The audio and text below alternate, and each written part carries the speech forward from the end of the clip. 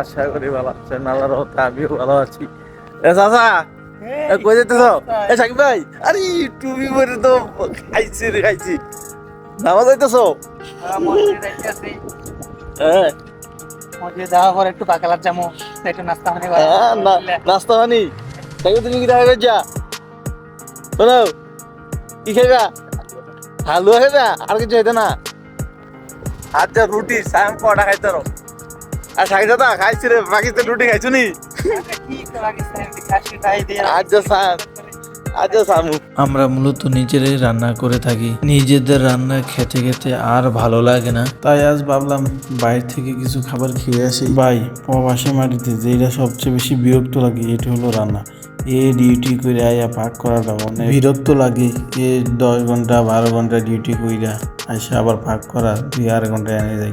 আর ঘুমায় কোন সময়, উঠি কোন সময়। দেশে থাকতে ভাবতাম প্রবাসে যে প্রচুর টাকা ইনকাম করব, আর এই প্রবাসী মাটিতে আইসা বুঝছি যে টাকা কামাটা কত কষ্ট। ডিউটিতে গেলে দিন শেষ, আর ডিউটিতে আসলে রাত শেষ। এভাবেই কাটছে প্রবাসের জীবন। প্রবাসের মাটিতে আসলে বোঝা যায় বাস্তবতা কত কঠিন। পরিস্থিতি যতই খারাপ হোক না কেন, আল্লাহর প্রতি ভরসা আর নিজের প্রতি ভরসা রাখতে হবে। আর আমার সাথে 2টা দেখছিনি, এই 2টারে আমি যেইটাই ভাগ করি এটা কোনোটাই ভালো লাগে না। এখন অলরেডি মাগরিবের নামাজের টাইম হয়ে গেছে।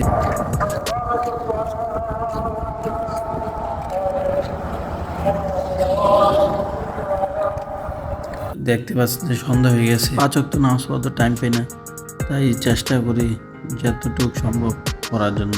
এই মসজিদে এতটা আসা হয় না, মাঝে মধ্যে মাগরিবের নামাজ পড়তে আসি। আর এই মসজিদে দেখতে অনেকটাই সুন্দর। এই মসজিদের বাহিরটা অনেক সুন্দর।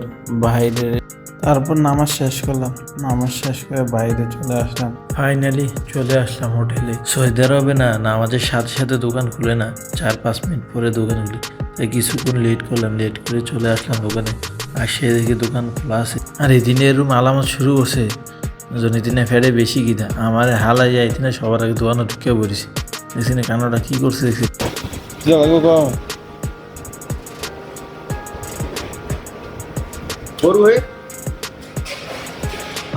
এক বড় এই ধরা বড় যায় না, এক বড় কি করছে বল বল তুই কইছিস না কইছিস তুই আগে বল না তুই কইছিস খারাপ আর রুটি কে দাম না গাড়ি में जाना ठीक है चिकवलिए नर्म जे हक बरू है गबरू पर